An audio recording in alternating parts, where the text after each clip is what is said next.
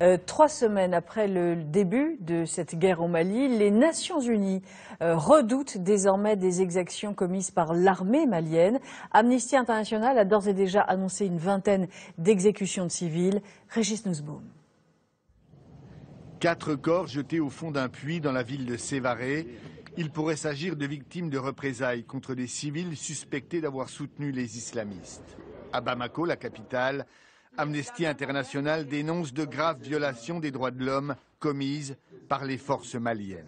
Nous avons eu des informations que des personnes avaient été arrêtées à Sévaré, emmenées devant un puits, puis exécutées sommairement par l'armée malienne. Des accusations, on en entend aussi plus au nord, à Tombouctou, une ville reprise il y a quelques jours aux islamistes.